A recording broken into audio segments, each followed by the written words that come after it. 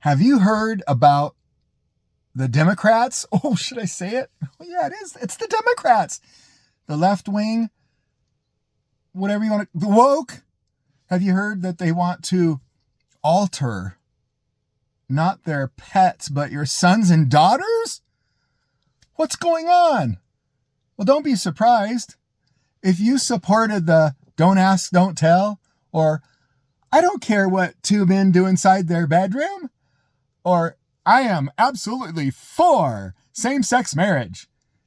Well, then you shouldn't be surprised because there's no end to the immorality, right?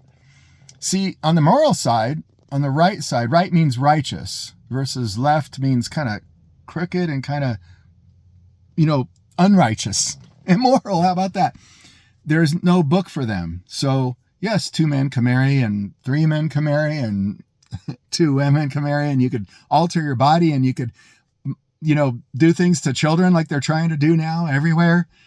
And you could try to fool people and trick people. Maybe remember that expression, born that way? They were born that way. Well, if you were born a male, why don't you stay a male? Well, anyway, you could alter yourself. You could do all these different things. There is no end to the immorality because there's no final stop.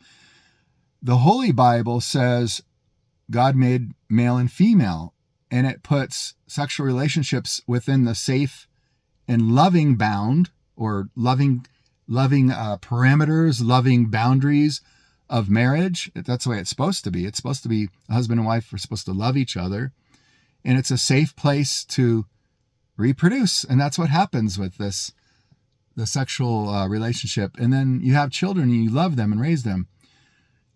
That's the Bible, right? Remember the Bible? Well, on the other side, there's no boundary. The Satanic Bible, what did Anton LaVey say? Do as thou wilt.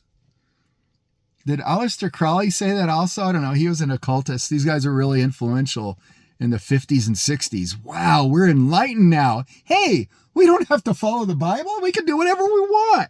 Yeah, you can, but you reap the consequences.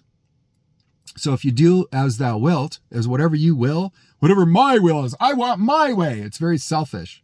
And then the Bible teaches this radically opposite, different view where it says, deny yourself and consider others even before yourself or above yourself, or love your neighbor as yourself, do unto others as you want them to do unto you. Like when you consider whether you should be selfish or not, if you're thoughtful and you submit your life to God and his ways, then you start thinking, well, what's in the best interest of my neighbor? Now, I might not think too highly of myself, or maybe I think too highly of myself, but the Bible has an answer for that too.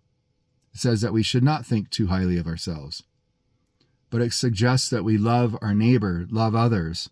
So if we love others, we're going to be concerned about them. We're not going to want to use them. Like I'm not going to want to use my neighbor for my own gratification. I'll instead love my neighbor. I want to care about them. So I would not want to use them. So that's a nutshell of how we got to where we are today. And it won't stop. I know this is awful. I don't even want to make predictions, but there's only 2 ways you could go. So let me just put it this way. You could run towards God or you could run away from him. There is no other option. That's reality. You could run away and you could think whatever you want. You could imagine, like your imagination has almost no end. You could go extremely evil and wicked.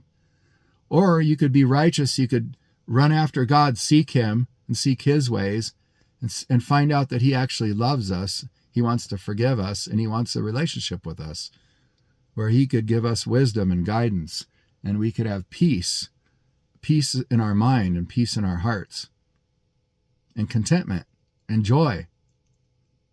It's a great thing. Consider the 2 sides. There's 2 choices. There's only 2.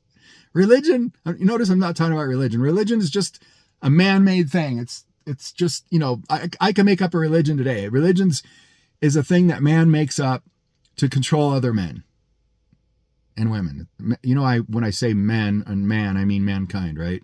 So religion is a thing made up to control others, but reality you could find right in the Holy Scriptures, the good old Bible. Everybody knows what it is. Everybody knows it's completely different, and it's not a religion.